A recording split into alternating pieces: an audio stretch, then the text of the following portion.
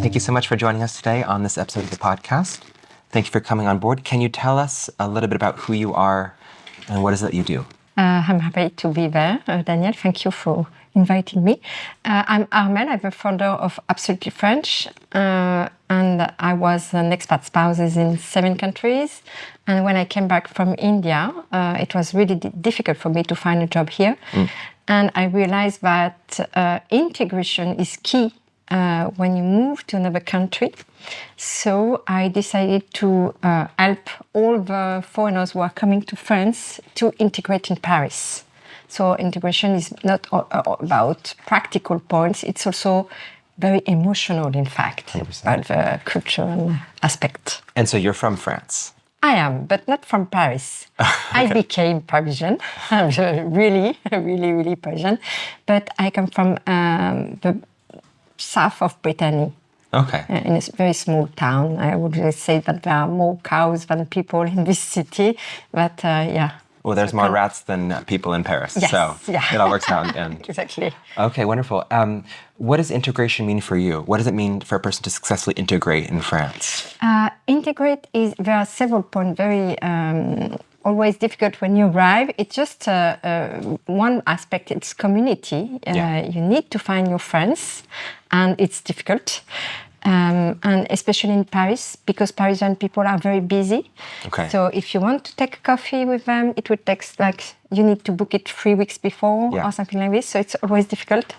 And it's not because they don't like you, it's just because they are very busy. So this thing is very difficult. The other point is understanding the place where you are. So all the codes, habits that Parisian people have, so how they live here, recycle bins, for example. When you arrive in your building and then you have all these... The different colors, the yellow bin, the green bin. So understanding how they do it. And because Parisian people are it's very important for them. So if you don't do it like they do it, then they will say, he's not good, or it's a bad guy, or something like this. So it's always, the practical things. And language is key. If you learn the language, then you will make connection, then you will understand the culture, because in the language you learn how the people live, in fact. Mm-hmm. Parisian people have time. They take time to take a coffee, they take time to have lunch, and American people always think that they are too slow. They just take so much time just to eat. And for American people, it's more like refill energy. For French, it's really connection. Yeah. When you have a lunch, it's not just you eat. It's you make connection with the people, you speak with them. So it's really a different perception of time, which is and you do business during the lunch and coffee breaks. In American culture or in French culture? In French culture. Oh, okay, that's handy. Yeah. I think one of the biggest shocks that I've heard from Americans is when they marry a French person and then they have like these Sunday lunches that turn into Sunday dinners, and it's just like an endlessly eating session. Yes. And I've always come too fast at the gates. I see the platter of appetizers and I kind of assume that's it. And then I go to town and I'm already full. And that's like the main course hasn't even come around. So yeah. So it's like if you're trying to do a marathon, you start sprinting at the beginning. It's like the French have paced themselves. Yeah. And that's one of the first readjustments as an American and as an eater is to slow down a little bit. Yeah. Yes. Take the time, I think. Now, I've got a lot of questions for you. So you're basically targeting the spouses of people that are coming along. So like, let's say there's like a primary mover, they work for Google California, they get posted here to Google France, and then they're able to bring in their spouse and maybe their kids. And then the spouse needs to figure out what to do with their life. Yeah. Where is that spouse's first step? Is it language? Is it figuring out culture? Is it figuring out a job? Like what's the person's first step into France? Yeah, it's very important where you start, because usually some people try to find a job before integrate. Yeah. It's not working in France, No. in Paris, especially in Paris. You need first to integrate, then you could find a job, because network is so important in Paris. If you don't make connection with people, you will not find a job, because it's not only you don't send a CV, you know the people, you speak with the people, they will speak about you. So it's more, it's very, if you don't have a language, if you don't have understanding the codes, how you say hello and all of that, you will not find a job. So first, integrate. Learn the language is key, especially in Paris. Or you just want to stay with American people, and then it's fine. It's your choice. But yeah, you need to find what you want. Now, a lot of people reach out to me and they say, I've been trying to find a job for the past 3 months, by email, and I've had no luck. And I almost feel like they're barking up the wrong tree. Like, I know very few employers in France that are wanting to hire non-French people. But I feel like part of what you have as an expertise is you are good as a coach in terms of figuring out what are like the social cues that they need to learn in order to be employable. So I guess maybe that's the first myth of mine that you can bust. The French employers don't want to hire people. Is that true or false? False. Completely false. A lot of I know. Just to explain, so we are absolutely French. We help people integrate, and then we help them to find a job. So we also have absolutely talented. It's a job fair for spouses only. So only foreign people who have a spouse of someone here. And we have a lot of companies who are looking for foreign talents in Paris because foreigners they bring something new in the company. A lot of companies are looking for foreigners here. What qualities are, like, let's say as an American, what qualities am I bringing to a French company? Why would they want to hire me? Because you think differently. Yeah. You are from another country, so you have seen a lot of different way of working, and you bring. You bring new ideas. So it's like, French people like to debate. Yeah. Really, they take a lot of time to argue about, everything, in fact. So if you come with a new idea, say it. The thing is that usually the people think that it's not good to argue, especially from US, I think. Because they think that the people don't like them or because they argue a lot of time during a long period. But French people like it and they want to argue about their ideas. Is it correct? Is it good? How do you do it in your own country? That brings innovation. So it's really important for French people and French companies. So maybe it's the French companies that are looking for innovative energy. Because I always like to joke that France would love to be innovative and it doesn't quite know how to pull that off. Like we think, okay, we'll find a business-friendly president like Macron and we'll vote for him. But then, and we'll create the talent passport regime so that people can come, the highly skilled can come, and their spouses can come. Yeah. And then the administration of the talent passport, it's really hard. Sometimes it can take years to go from the visa sticker to the titre séjour.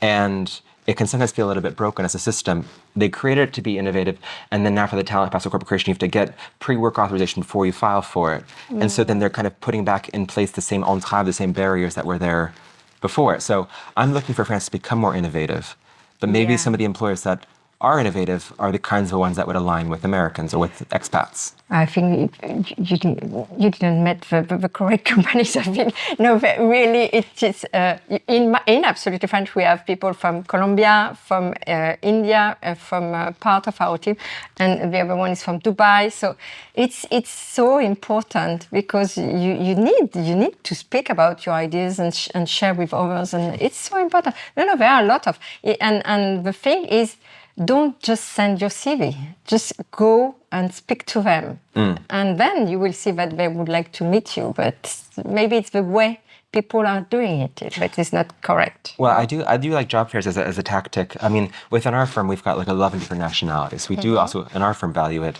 But one time a lady kind of just showed up because she had applied for a job and she hadn't heard back from us. And we're kind of like, hi. We didn't know what to do with her. Like, so showing up was it felt awkward. Versus a job fair, it's face-to-face. You're able to meet the person. They're looking to recruit. You're looking to be hired. Yeah. That could be a match that works out. Yeah. And would you say that it's more like the international, like big companies like L'Oreal that are looking to hire people like expats versus like maybe smaller Frenchier companies, or not necessarily? And we have numbers about that. And for the expat spouses, I would say, about 50% of them find in small companies. Okay. So it's not, don't go directly to the big one, I would say. It's more to go to smaller ones because L'Oreal, everybody wants to work for L'Oreal. So they have so many resumes. But if you go just a little bit down, maybe you will have more impact and more interview because, they don't have so much CV. So... Okay, that's great. There's a word that you used on your website that I really liked, ikigai. Oh, yeah. What is ikigai? So ikigai, it's just a Japanese method to find your ikigai. So your ikigai is what you are born to be, I would say. Yeah, your vocation. Yeah, your vocation. And your ikigai can change. So you can do it every 2 years or something like this. So for example, for the people who just arrived here, they had an ikigai in US, but when you arrive here, your life is different, your aspirations are different, and then your ikigai is changing. So it's just good to know what you want to do, from what you want to earn money, and what is your purpose in France. So it's just... And you can do it all online. Huh? We do it in absolutely French, in French, for the people we welcome. But it's also, you can do it by yourself also. Yeah, I feel like that goes back to the ancient Greeks, like know thyself. Like it's a principle that's kind of all this time is if you know yourself, then you can know yourself in your home country, you can know yourself in your host country. Yeah. You can adapt. Yeah. And I would always say to the spouse that they arrive here, when you arrive here, nobody knows you, so you can do what you want. And I think it's so important. Nobody is watching you, so do something you really want, And a lot of them really do. We have one guy from Italy at the moment, and he was hesitate. Do I start to do an artist or not? And I say, of course you do. It's the perfect time, Just arrive in a new country, and then you can do anything you want. So, yeah, that's why. Because we were talking earlier on about how I see a lot of people struggling to find jobs in France, and my pitch was my life experience. That I graduated, I had French law school, my degree. I had I was qualified as a lawyer in America. I had 3 master's degrees, and I could not for the life of me find a job in France. And so I ended up launching myself as an entrepreneur. Back then it was auto-entrepreneur. Now it's called the micro-entreprise. It's the same status. And that with that, I was able to kind of carve my own path in France. That maybe if the French employers were not seeing my value, I could see my own inner value and launch myself. And I think that works really well for anything independent, but like photographers, consultants, like there's a lot of different ways that one can launch oneself without needing a French job. Yeah, we have a lot of spouses who do that, to be an entrepreneur. It's a good way to start when you don't know so many people. But I always insist, if you want to find a job in France, learn French. Yeah. Because French people are they are looking to that. Yeah. Do you want to integrate, or do you just want to be there? And it's another way of life. So really, French people will watch this. So if on your CV it's writing that you are learning French, you win points. Okay. Yeah, you win points because it shows that you want to learn and you want to integrate. So yeah, and I think it's only a plus. Like let's say one is a native English speaker, you can only getting as good as possible in French can only help you. It's not going to harm you on your CV, especially if you're trying to live in France and apply for a French-based job. In one of my times working for a French company as an intern, I asked someone to put it in my banette, like a little paper in my little tray, but I said my bassinette. And the entire office laughed at me, and I felt this small. But you made connection. Through the bassinet fiasco. No, I mean, you get to meet people. I mean, you make the connection. They appreciate you for who you are. Yeah, and everybody's doing mistakes, so... Yeah, I feel like I make a lot of mistakes, though. Another time, I ordered... it was one of those soft cheeses like Camembert, something like Mont Blanc, or there's a type of cheese... Mont d'Or. Maybe it's Mont d'Or. And, no, Neufchâtel is what it was. And I also brought a set of Pringles. And then at the lunch table, everyone was French but me, and I dipped my Pringle in the Neufchâtel. Look at your face. And every French person in the office scolded me, Daniel, you cannot be dipping your Pringle in the Neufchâtel, which could be the name of my book, Don't Dip Your Pringle in the Neufchâtel, Integration in France. Yes. Sometimes it's like I feel like a stone that skipped off the surface of water. Like sometimes I try to integrate, and then I'm just so truly myself. Yeah. My ikigai is not resonating with. Yeah, we had one lady who did something very strange for us once in Absolutely French. We do lunch together. Okay. And she left just before the lunch. It's usually 10 a.m., 3 p.m. together. Yeah. So she left at 11:45. And she came back with a McDonald's bag. with the fries and hamburger and sit at the table with all the group. Perfect. And for French people, it's not possible to do that. No. If you are invited, if you do lunch with them, don't bring your own food. It's impossible. Well, are you like serving lunch there, or people still bring? We serve lunch. So maybe we she eat didn't together. like what you were serving. Yeah. But it's for it's if you go to French for dinner, if you got an invitation, it's the same. Don't bring food because French people will do and will cook for you. That's a good tip. Yeah. But you can still bring a bottle of wine, or Yeah, of course. or dessert or something. Of course. Yeah. Yeah. That's good to know. And how long do you end up having your lunches last in the absolutely French sessions? Do you make it like last long to kind of drill home the point? Yeah, we really show them how it is to have a lunch together. So it's not 5 minutes; it's more like 40 minutes together. Yeah. And we practice French and we do games in the same time, but we show them that sitting at the table, eat together, it's so important. Can I ask you a question that's going to get you in trouble? Which country integrates the worst into France? Wow. It's really hard to answer that because it's not about country, it's about people. Mm-hmm. So you can have people who are from US will integrate so easily and another one from US too will not. So it's not only about the country, it's about people and how your parents teach you things about life. So it's not, but Parisian people are very polite. And there are something that you can't do. So it's just... One of the reasons I was asking that question, I was thinking, in one of my other companies, we had a lot of Indian clients. Mm-hmm. And what I found was that for people coming from India, they have already speaking maybe their local language, and then they speak Hindi, and then they speak English. And then by the time they get here in their mid-20s, maybe to do an MBA in France, French is their fourth language. Yeah. And they're already kind of saturated on the linguistic level. Yeah. And from what I've seen, I've seen Indians that can integrate incredibly well, and I've seen some that are just caught up on the language barrier. And as you were saying, the language barrier ends up being one of the most significant barriers too. So it's strange because for us, as the Indian people or over people who speak several languages, usually they learn quicker French because they already know 4 or 5 languages, so then they will learn very quickly. Sometimes the pronunciation can be hard, but with the time, they succeed. Yeah. They can pick it up. Yeah. But one other thing is what is really important in France is the distance. How do you say? Yeah, social distance. Yeah, social distance. Yeah. For American, I think it's longer than for French people. Okay. Yeah. So I mean when you speak with French people, when I speak with American people, I do a step. You chase them around the room. I move to them, and then they step forward to avoid me. So it's really, something that we see. It's not only American, Chinese are like it, Japanese are like it. I think the reason why we might do that is we just have a lot of space in America. I feel like here in Paris, we count every square meter of our apartments, and it does feel smaller. The kitchens in Paris apartments feel small, and then in America we just have room because we kind of built, Texas and California out with space. So you take the space. Yeah, we do take up space. Sorry about that. It's okay. Have you ever read that book that's called Culture Map?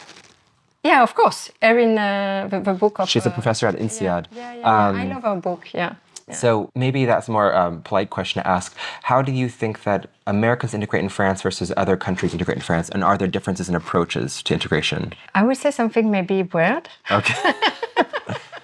But for lots of French people, Americans are very proud of themselves. And it can be hard sometimes for the Parisian. So, and I think it's not that. It's just that you are very positive. Mm-hmm. And you always say, yes, oh, you're lovely, and in the other side, Parisian people are more like modest, or not really modest, but they want to show that they are modest, okay? And so there is sometimes a clash between that. So, for example, if I say to Parisian people, oh, I love your dress, she will say, oh yeah, I have it I bought it 10 years ago. Mm-hmm. So for the French, it's normal to depreciate the value of what you have. But for the American, you don't do that. So you will say, oh yeah, thank you. Do you agree or? Maybe it's person to person. I tend to would say, yeah, it's for a thrift store. I might try to do that, attempted modesty thing. So it's something that could be complicated. But I would agree with you that one of my big cultural clashes when I moved to France for the second time was in 2011, 2012. I lived on La Réunion, so the French overseas island, Union Island by Madagascar, and I kind of walked into it blindly assuming that everyone universally agreed that America was the greatest country on earth, and never really stopped to question that assumption. And so like that kind of American bigness, it was kind of, I had carried that with me to France. And I had lived with a German and a Spaniard, and they did a good job questioning me and my beliefs. And I would say, well, we invented the internet. And they'd be like, the Swiss invented the internet. And I'd be like, we invented the car. And they'd say, the Germans invented the car. And I was realizing that I kind of constructed a whole mythology in my mind of what my country had meant to the world without necessarily second guessing it. Part of that, I think, is going back to the idea of this geographic bigness of America. It's such a big place that if I'm from San Diego, I can take holidays in Grand Canyon, San Francisco, Los Angeles, Las Vegas. I haven't gone too far. I don't need a passport. So like, there's already so much richness in America that I kind of carried that mentality with me along to other countries. And then for you as a French woman, that's on the receiving end. You're receiving people with their own cultural baggage, with their sets, and you're trying to figure out how you can shoehorn them into French culture and French society. How long does it take to learn French and get good at French, in your opinion? I know, same. It really depends on the people. If you learn really, so I mean, if you do your homework, and we have very good results. Some people really learn very fast with us in 6 months. They can be able to manage their daily life and be here. But then if you want to have a work level, I mean, like you will need 1 year and a half to be really easy in your job and to discuss with you. So of course, it takes a long time, but it's the same for all language. If someone says you can learn the language in 3 weeks, it's false. Yeah, they're selling something. It's not possible. Yeah. Yeah, we don't sell dream. We do really. Yeah. We do really a good job. I think it might take longer than that to start, feeling good in your dans les bottes, like to feel really good in the French language. Yeah. But you can speak French and speak French not at the high level, but feel at home here. And what is important? It's the level you want, and you need to feel at home. It's not B1 level or B2 level. Right. Yeah. And I also think in terms of what they call like T-shaped intelligence, where you might have like a general knowledge of French across the board and then a profound level of French in your one field. Yeah. So like for me as a French lawyer, when I was studying for the French bar, I mastered the 50 French nouns and verbs to make some really intelligent sounding sentences talking law. And then when the plumber comes over and he starts talking about the gaine and the goulotte and the douille and l'enduit, and I kind of feel like I'm at a loss because I don't have that words. Of course. But that's okay too, because I'm not working as a plumber. And you don't need it, in my one field, succeeding, thriving, because I've mastered the niche language jargon of my industry. Yeah. And I feel like that can kind of give courage to your clients and mine, is to say like, okay, you don't have to master French on every aspect. You can master your aspect, your corner of French, and still be able to thrive here in France. What about thriving? What does it take to thrive in France? What do you mean? Thriving? Thriving. Not driving, thriving. Yeah, thriving. What do you want me to say about that? Can you explain me a little bit more? Yeah, I'd happy to. So I would say that a lot of people, when they get here, there's a certain amount of time where they feel like they're in that galère. They're like struggling, whether it's the cultural aspects, whether it's that the library wants their birth certificate, what have you. Like they're feeling like their head is rubbing against the wall in many different directions, on the language side, on the job side, on the culture side, on the friends side. Yeah. So I'm not sure if my question was how long does it take to thrive, but what does it take to thrive? Usually with Absolutely French, in 6 months, you manage to be there and have friends and know in which person you can ask to have the answers you need. So it's more like we give them everything they need to be autonomous in Paris. So in 6 months, you can do it if you really take the time. But if you really learn the language and if you really go outside and meet French people, I always say it's not only learning the language, it's really go outside. Open your door and go meet people. We have many things to do it in Paris. You have Meetup, you have Eventbrite, you have With Event. You have so many things to connect with people. So yeah, I will say, go outside. Don't stay in your home. Your time is so short. You need to do it now. Yeah. Yeah. I knew a guy who did a study abroad in Texas. He's not American. And he said for his first semester, he didn't mix, as you're saying. And he realized at the end of that first semester, he hadn't made a single friend yet in America. So Yeah. in the second semester, he flipped again. He's plugged into every group. And then that's where you kind of come out with the connections. When you arrive, you should not be at home during your day. Oh, that's a good point. I like that sentence. Really go. There are so many things to do and to meet people. So it's just, learn the language, go and meet people, just do. And what I've seen is a lot of people end up moving here to France in that rentrée season, so like the end of August, start of September, and that's perfect because there's oftentimes that Forum des Associations where you can go, plug in, see what the local town is offering. I lived in the 15th. It kind of felt, which is the most populous arrondissement, it kind of felt like a zoo. It kind of felt like there was like 300 stands, and I wasn't sure how. But now I live in a small town, and it feels much more intimate. So like I can get to know the people that are on the running club, on the volleyball club, the various associations.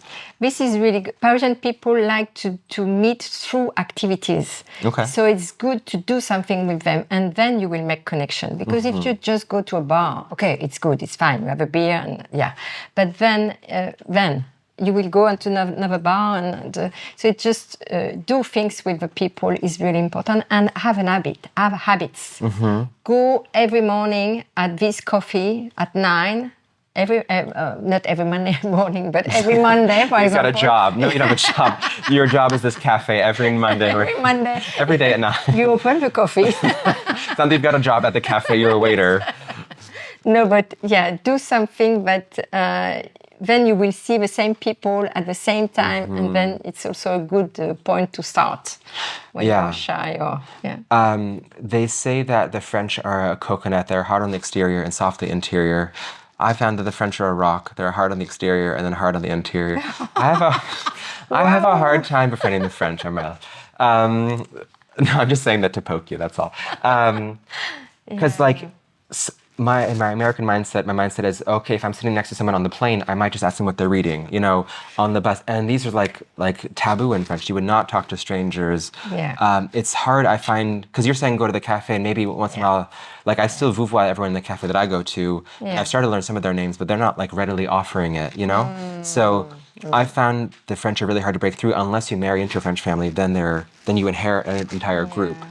American people give you trust at the beginning. Then you can lose it, but it's your way. But French people will not give you trust first. You will need to earn the trust. Yeah. So it takes time. It's longer. But when you have it, you have it.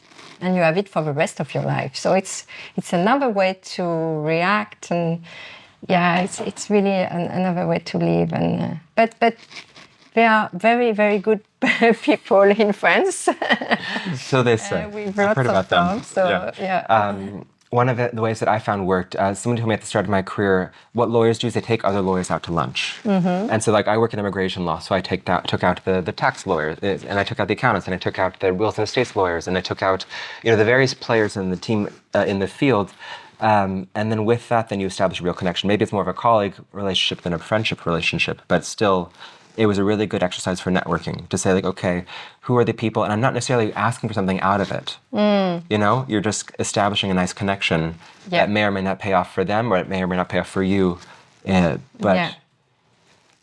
like you drop an object in ocean water, and after a couple months, it starts to accrue algae and stuff on it. It takes a while to drop yourself into a new place. It takes a while to feel like you belong in a place. Yeah, exactly. And for me, American people are good in networking. Yeah. But French people don't do it in the same way, I think. So it's just, it could be longer. Okay. Yeah, really longer. But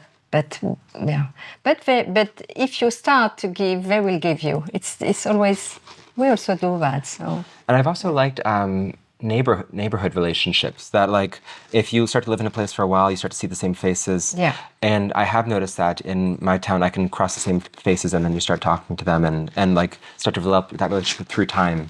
I found it slightly harder when I was in Paris in apartments. It felt a little bit more isolated. Yeah. So I felt like getting out of Paris and into the suburbs was one of my better ways towards making more real connections. But if you invite them, if you say, can you come for a coffee, or the best way is the apéro. If you invite them to an apéro, they will come. So maybe not today, because they are busy, but in 3 weeks or in 1 month. And maybe less than 3 weeks, maybe next week. Can you explain to the viewers what is an apéro, and just in case they don't know? Yeah, an apéro is a drink before dinner. If something invites you for an apéro dînatoire, it's a dinner. Okay. So don't mix. And then you will need to stay longer. And apéro in France, when you have an invitation for an apéro, it's not just a drink; it's 2 hours. Yeah. So just have it in mind. It's just not a drink and you left. I wanna tease the French, because I've always heard the French don't like the American snack, and that Americans snack between meals, and the French find that abhorrent that we would snack. But that there's goûter, and that's at 16h. There's apéro, and that's at 18h. And then dinner comes a couple hours later. And what is an apéro? It's pistachios, it's little like twisty crackers, it's little olives. It's snacking. The France have reinvented snacking, but they call it an apéro, and they pretend that it's, this fancy thing. And that is healthy, It's not at all. I don't. Maybe there could be healthy apéro, maybe some carrots and hummus to balance that out. Yeah, the goûter. But the goûter is for the kids. Yeah, but these kids are filling up on like a crêpe sucrée at like 3 hours before they're having dinner. I don't know. I think they're spoiling their appetite. Yeah. Let's say there's like the primary spouse that's moving because they got a job offer and they are a posted worker, and then the secondary spouse is coming along for the ride. Do you think that primary spouse has a better time at integrating, or do you think it's a secondary spouse who can maybe take the time to spend more time with the language, culturation classes such as yours, and have a better chance at sinking into French culture? I know. You need to do both in the same times, because to find a job here, we also have numbers about that. If you arrive in a country, you need at least 10 months before finding a job. Okay. And the first point in Paris is to ask for the carte vitale. It's the first point, because without the carte vitale, you have no contract. You need that in France for entrepreneur and to be a salary. So you need that first.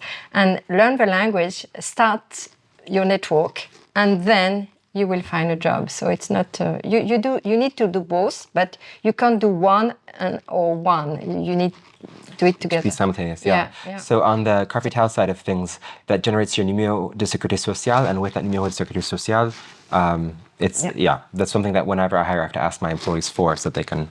But we are able to start the hiring process, start people, and then they can acquire their numéro de sécurité sociale in the course of it too.